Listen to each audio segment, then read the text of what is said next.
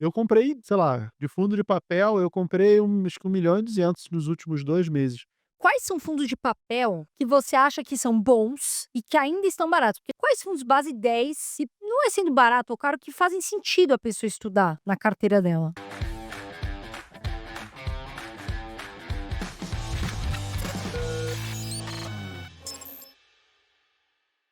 Muita gente se perguntando: renda fixa, vou para os fundos imobiliários. O que que você acha desse atual momento?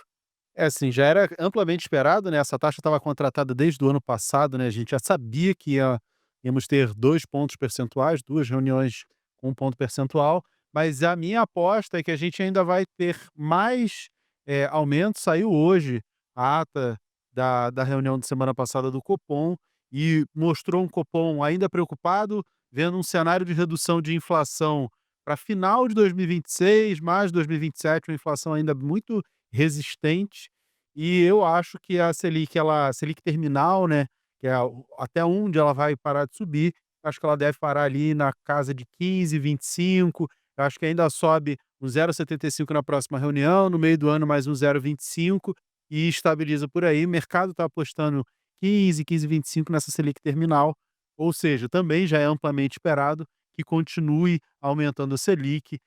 A decisão unânime da semana passada de aumentar a Selic e o comunicado e tudo que eles fizeram dá essa impressão, porque eles disseram que vai ter um aumento na próxima reunião, mas não da mesma magnitude. Por isso que o mercado está apostando em alguma coisa aí 0,5%, 0,75, para que a gente tenha a Selic mais ou menos no meio do ano parando de subir.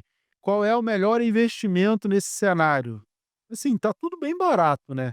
Ações estão muito baratas. Ah, mas a bolsa subiu. Realmente, a bolsa subiu, tá perto do topo histórico, né? A gente fez topo histórico de 135, 137 mil pontos, tá ali perto de 132, 133.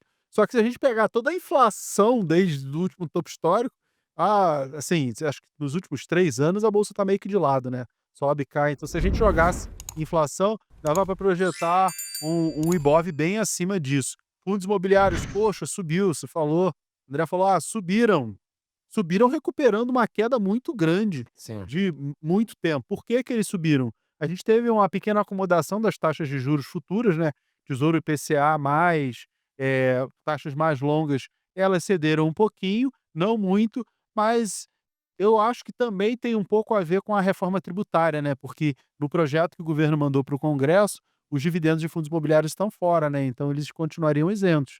E os de ações não, então de repente o público pode até assim, não faria muito sentido, porque fundo imobiliário é muito para investidor de varejo, né, e vai pagar esse acréscimo de imposto para galera que ganha mais de 600.000 por ano, que não é a maioria dos investidores.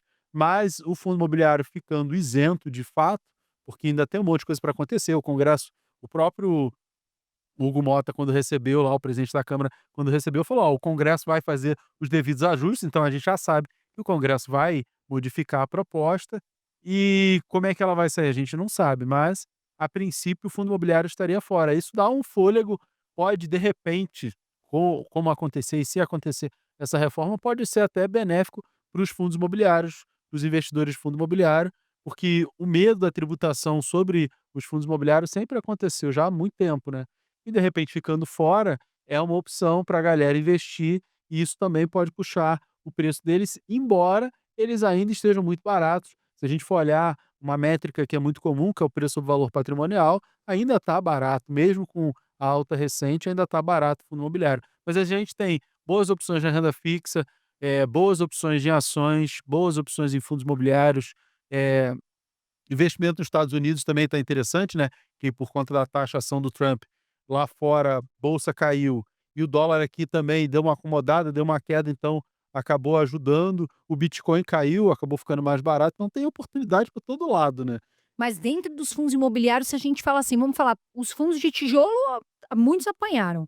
Se a gente fosse falar 3 que você acha que estão já vamos direto na veia do Mira.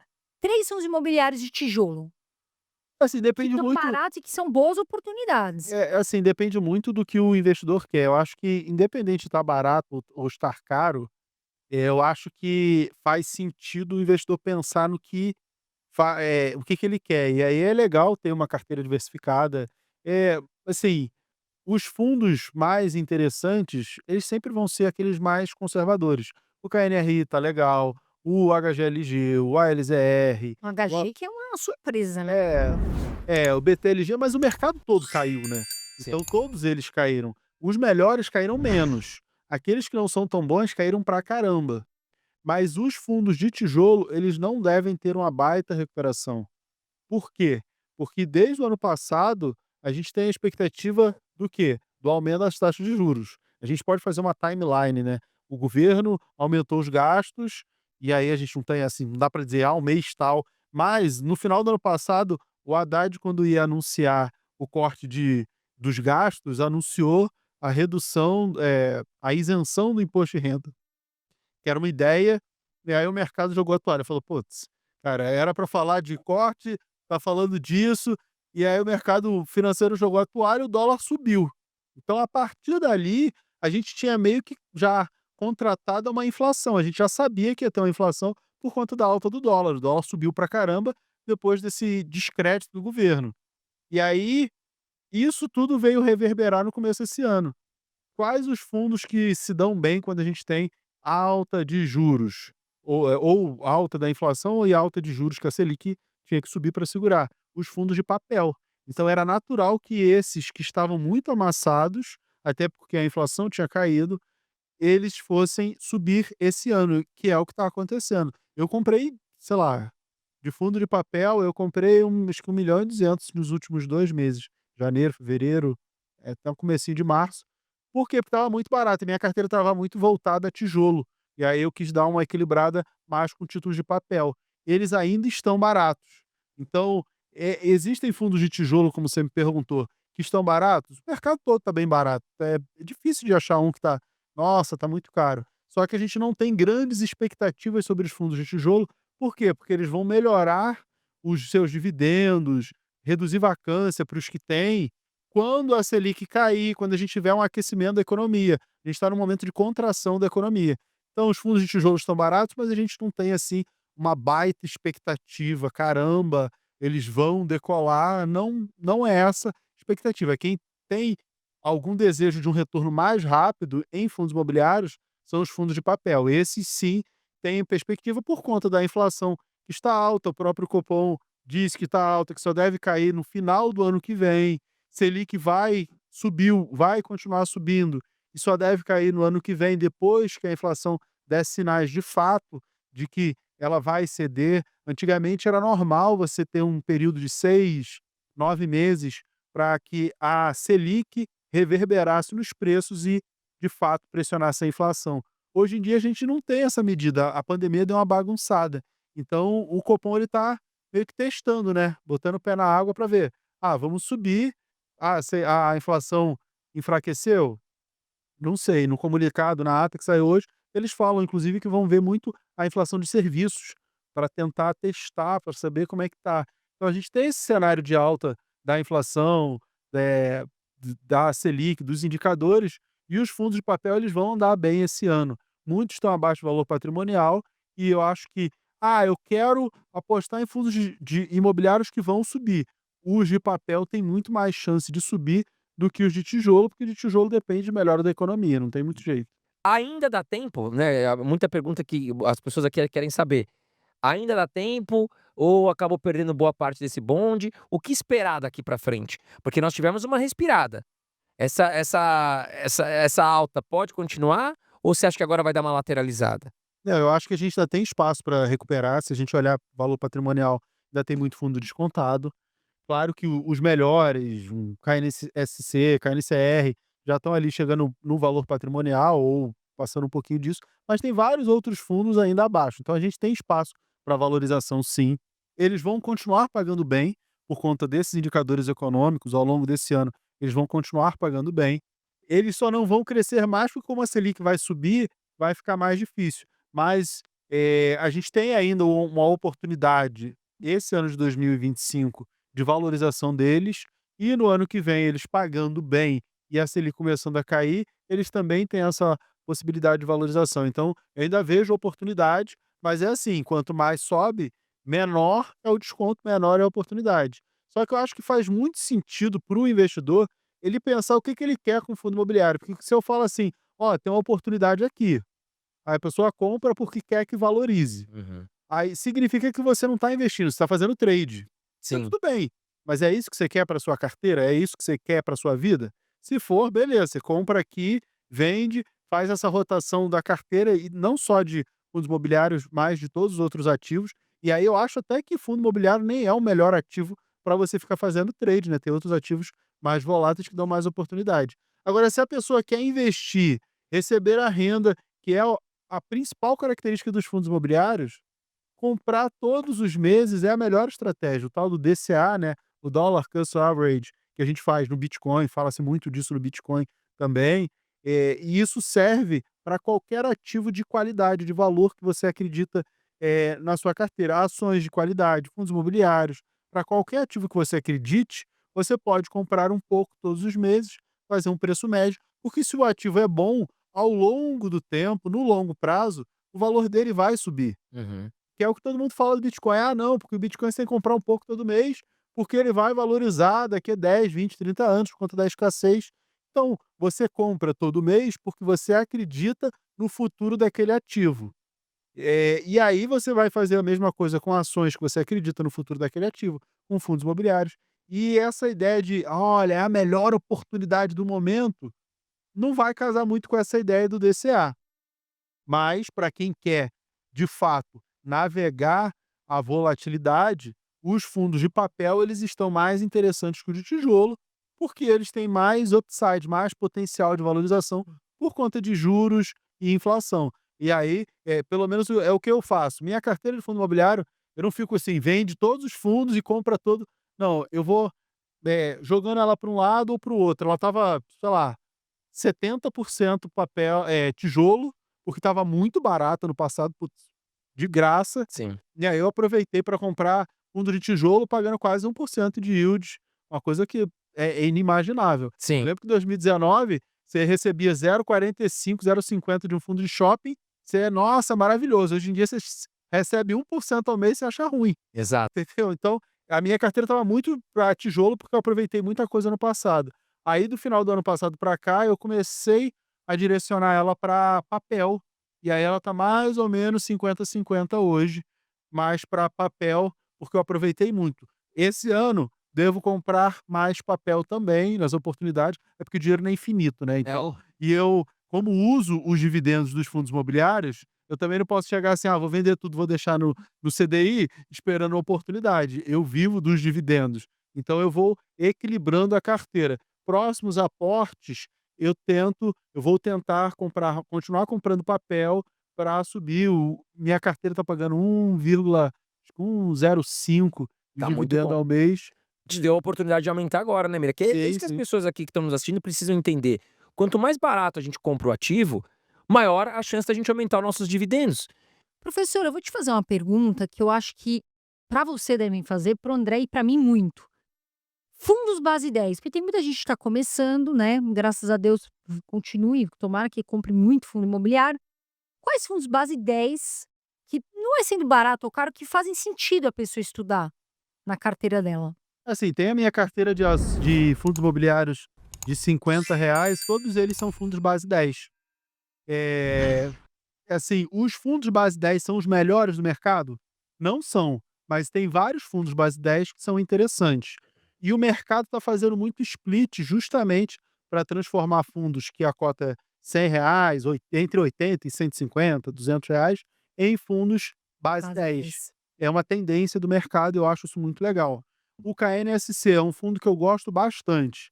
E não é recomendação, porque eu tenho comprado, eu comprei ele tem menos de um mês, então eu nem posso recomendar. Aqui, na verdade, nada é recomendação. As recomendações eu faço públicas no canal e tudo. E o KNSC é um fundo que eu gosto, porque ele é metade CDI, metade IPCA, gerido pela Quineia. Sim. E ele custa 9 e tralalá. O CPTS está na minha carteira. O SPSX11. Eu sempre troco as letrinhas da SPX, SPXS11.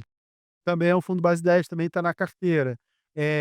O GALG, que é o GAL que virou GARI, também é um fundo base 10. A gente tem vários fundos, mais fundos de papel, mas a gente tem alguns fundos de tijolo que também o GGRC, Tava com ele na cabeça. o GGRC é um fundo que eu tenho, assim, sei lá, 6, 8 anos que eu tenho GGRC, passou pelos problemas na gestão, deu uma melhorada, também é um fundo que agora é base 10. Então dá para dar uma estudada e tem bastante coisa. Assim, de uma maneira geral, começa olhando as gestoras. A Quineia é uma gestora muito boa, eu acho que é a melhor.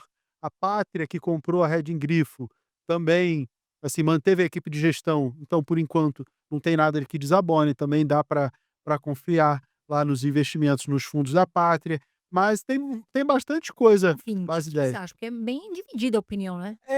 A 20, ela deu mole em algumas coisas, como o Vino 11, a alavancagem. O pessoal, eu tenho algumas críticas também. Eu tenho o VISC, eu já recomendei a compra do Vino no passado, porque era uma ideia de escritórios boutique, a própria 20 alugava um dos imóveis. Só que eu acho que ele perdeu o fundamento com a alavancagem. Eu falo desde o ano passado que podia ter vendido, ou se é uma parcela pequena, esquece lá na carteira, mas já desde o ano passado eu sempre falei no Instagram, principalmente nos stories, porque eu acho que perdeu um pouco de fundamento por conta da alavancagem. E a gestora tem um trabalho, mas nesse cenário de juros altos é que a gente vê quem é mais conservador, a gestão que é mais conservadora, dá menos dor de cabeça, é aquela que dá um pouco mais de dor de cabeça. A 20 dá um pouco mais de dor de cabeça, não que, olha, seja um problema a gestora, mas, não é assim das melhores. Alguns É. erros ali. Quais são fundos de papel que as pessoas perguntam para nós e a gente repassa para você, que você acha que são bons e que ainda estão baratos? Porque não adianta comprar fundo de papel que de repente não é bom, é que a pessoa só olha o dividendo: "Ah, vou comprar, o dividendo é bom". A gente viu isso acontecer e não deu certo. Quais fundos de papel ainda, na sua opinião, são bons e estão baratos? O André falou do BRTA, eu tenho a recomendação do CPTS 11, embora quando ele chegar ali no valor patrimonial eu vou vender, então eles estão baratos. Os fundos bons não estão tão baratos. Um KNCR, um KNSC, um HGCR, são fundos que eu gosto bastante, que eu tenho em carteira e que não estão tão baratos quanto outros. Os que estão mais baratos, eles têm mais risco, naturalmente. Falei muito do CPTS, eu tenho a recomendação dele, está na carteira acho que do BTG, a carteira recomendada deles também, mas não tem a mesma qualidade do que um KNSC, um KNCR. A gente tem vários outros fundos que estão descontados? Tem, só que eles não têm tanto, não têm tanta qualidade quanto tem os melhores fundos. KNCR, KNSC, HGCR, o IRDM, subiu bastante, mas ainda está barato, ele ainda tem potencial de valorização, tem mais risco, a gestão está fazendo um trabalho. A gente tem vários fundos que têm potencial de valorização, mas ele tem mais risco. E se a CR11 que eu estava lendo esses dias, que paga bons dividendos? Eu olhei por alto, que alguém me perguntou, eu não gostei muito da carteira dele não. Assim, é o que eu falei, tudo que paga bons dividendos Mais risco. tem mais risco. Eu vi outro dia que me perguntaram também o Kivo 11. Também tem uma carteira bacana, mas aí quando você olha a composição da carteira, é crédito, é CRI, ligado a loteamento habitacional, que é justamente quem sofre mais com taxa de juros alta, com Uhum. financiamento, Inadimplência pode inadimplência. Exatamente, todos essas questões. Então, paga mais, mas tem mais risco. Quando você pega fundos mais conservadores, você vai ver que a carteira de crédito deles está ligado mais a empresas de qualidade, e aí a chance de um problema de crédito, ela é muito menor. Só que esses fundos já estão trabalhando ali perto do patrimonial, tá pagando 1% ao mês, os outros mais arriscados estão pagando 1,2, 1,15, são mais baratos também. e abaixo do patrimonial, mas eles têm mais risco.